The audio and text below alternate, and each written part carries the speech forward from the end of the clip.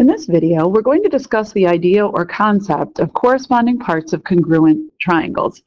As we go through the video, it's really important that you pay attention to detail as we work through this. This is probably the most difficult part of corresponding parts of congruent figures.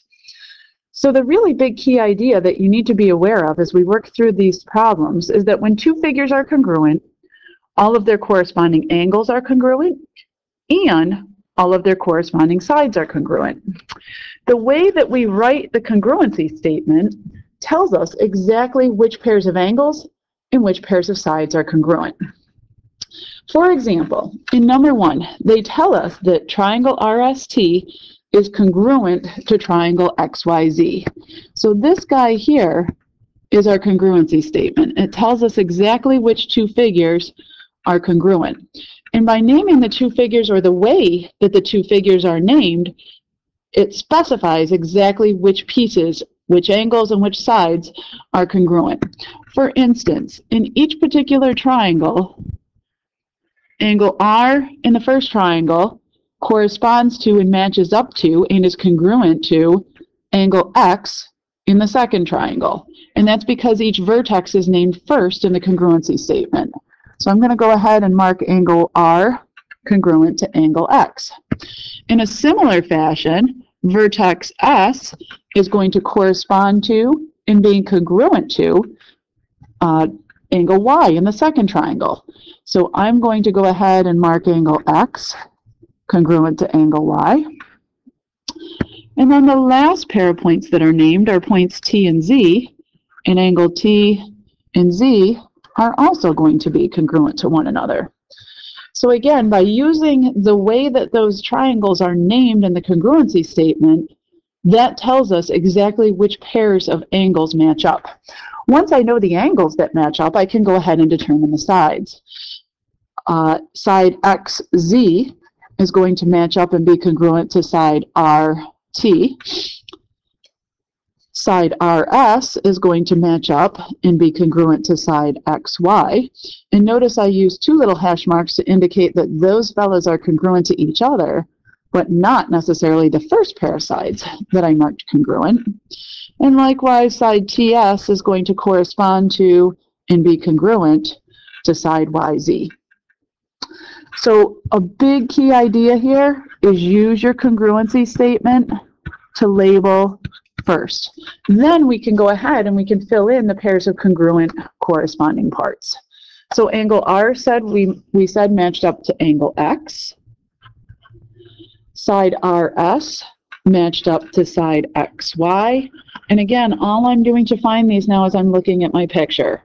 Side YZ corresponds to and is congruent to side TS. Angle Y matches up and is congruent to angle S. Angle T corresponds to and is congruent to angle Z. Side RT corresponds to and is congruent to side XZ. And then in the last two questions, they want us to rename the triangles. So if we're going to call the first triangle STR, we must match up the corresponding parts in the second triangle.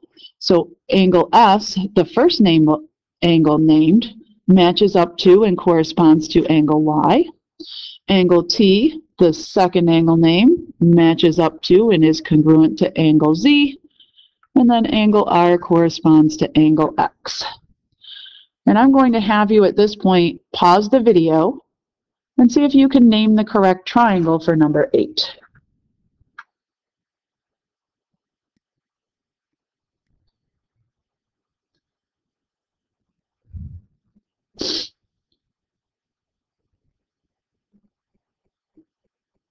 Hopefully for number 8, you had triangle TSR. Why?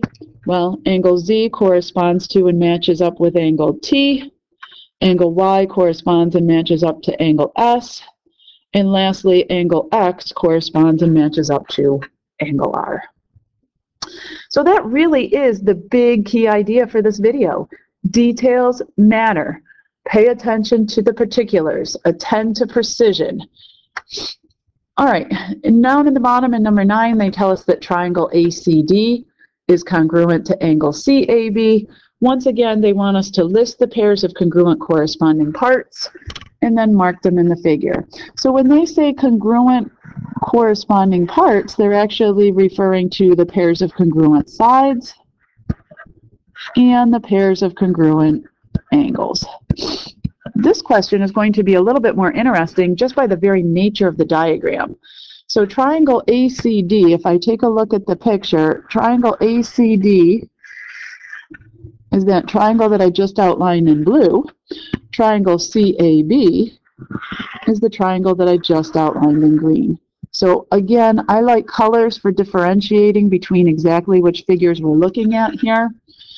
Angle, if I take a look at the pairs of corresponding parts in the first triangle, vertex A matches up with vertex C, so I'm going to go ahead and mark those guys congruent.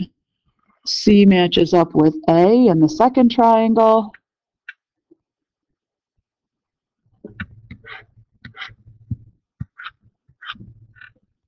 And lastly, B in the first triangle, sorry, B in the green triangle matches up with angle D in the blue triangle.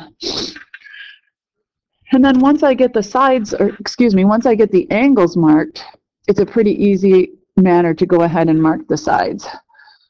Side AB is going to match up and correspond to side CD. Side BC in the green triangle is going to correspond to and match up to side AD. And then that diagonal right up the middle, since it's a shared side, it's the same in both triangles. It's both part of the green triangle and part of the blue triangle.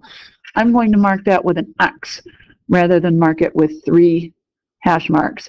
And that X is something that we're going to be using in the coming weeks and months to indicate or show a pair of shared sides, a pair of shared parts.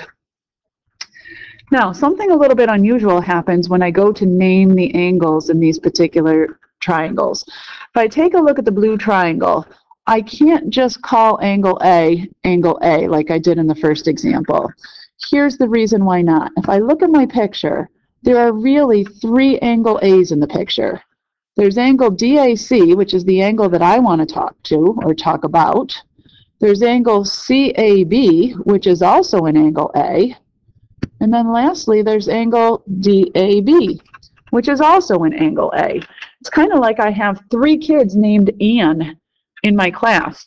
Just to call out Ann really isn't sufficient enough to identify which one of them I want to answer. And this is the same thing. If I call that angle A, I'm really not sure whether I'm talking about the yellow angle A, the green angle A, or the purple angle A.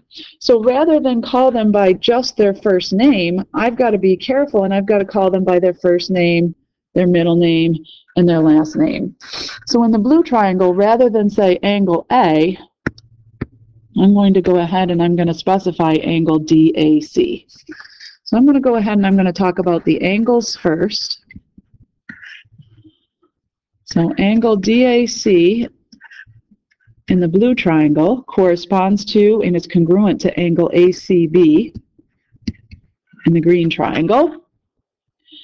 Angle ACD corresponds to and is congruent to angle CAB in the green triangle.